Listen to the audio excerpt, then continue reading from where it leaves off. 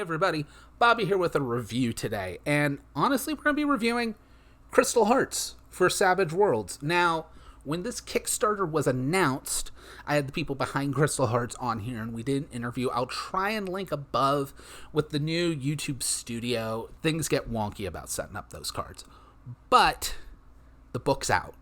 I backed this on Kickstarter. I had playtests of this, but I don't know how much of the playtest would make it into the final, all of that. But the book has released fully. I looked back through it. I wanted to comb through it before I gave a final review. And I'm pretty confident in saying I kind of love this book. The world of Crystal Hearts is a great combination of fantasy and sci-fi. It is a fantasy world that has a past that was very obviously science fiction. And one of the big conceits, if you haven't read the comic, which I highly suggest you do, it's from the people who do up to 4 players who have made the tutorial comic for how to learn to play Savage Worlds in like 2 pages. But they made this setting, and the biggest thing about this setting is everyone is born with a stone for a heart. Now, I've talked to them about it, and they just want it because it sounded cool and weird and kind of anime. This does have a lot of anime leanings. But the big thing is everybody has like a normal stone. You are special. You're an agent of the organization called Sin, who is all about gathering up tech from this bygone like sci-fi era. And most of their tech was around this like crystal technology. And those crystals can be used to replace your heart. Now, you have to have a harness. Every player character, if you're a Sin agent, has a big old opening in your chest that has like a metal area and a door and gel for it to suspend the crystal in. And you can take out one heart and put in a different crystal heart. And those crystal hearts give you basically low-level superpowers. They're actually, by their own definitions, there is not magic in this setting. Instead, it's science fiction technology that is so advanced, it's basically magic. But it's really kind of just magic. It's crystal magic.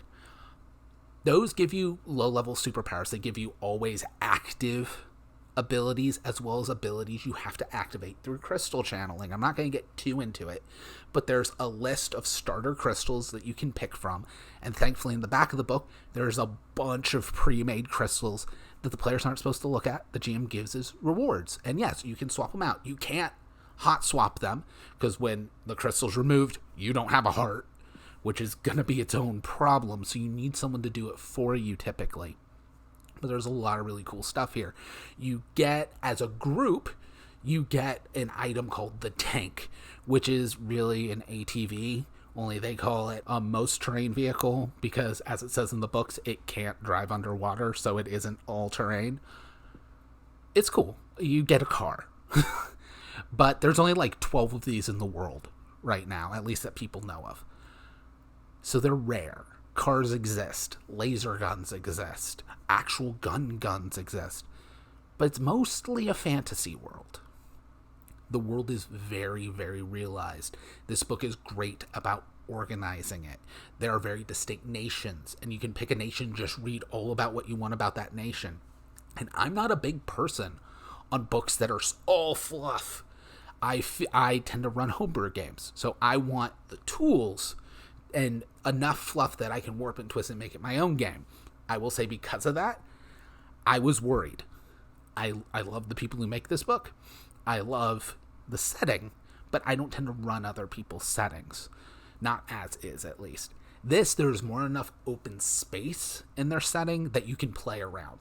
It is not beholden too heavily.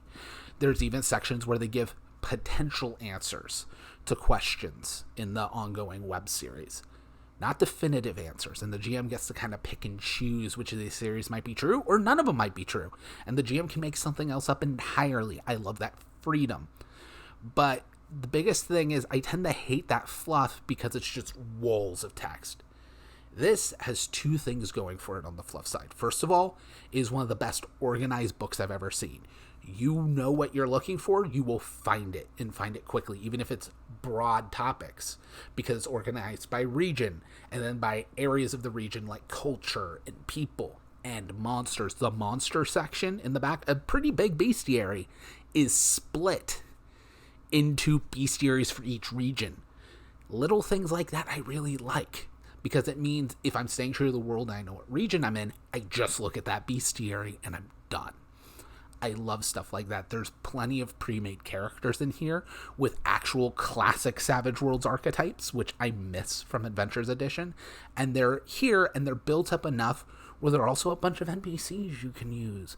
I'm probably going to steal this for a bunch of stuff. There's more than enough NPCs and monsters and mechanics with the crystal mechanics and the crystals and magic items and all kinds of stuff that even if I don't use it, the game as is, I will be stealing stuff from this book. Finally, on top of all of that, I will be showing images from this book, because the artist to this book is the same artist that did a lot of the work for the Acquisitions Incorporated book for Wizards of the Coast, which means this is, while yes, it's cartoony, I personally really like this style. I know it's not for everybody. I love this style of art, and this book is gorgeous. It is just so beautiful, and I do appreciate that. Anyways, I don't want to ramble too long about this. If you haven't heard about Crystal Hearts, it's a free webcomic. I'll put a link down below to see if you like the setting before you check out the book. If you already like Crystal Hearts and for some reason you didn't pick up this book, do. This book's awesome. The setting is super cool, super unique. If you like sci-fi games, it's actually a pretty good setting for you. If you like fantasy games, it's a pretty good setting for you. If you're tired of all the tropes from either of them, it's still a great setting for you because it's a very unique take on both of these things. Anyways, I'll catch you guys next time. Bye!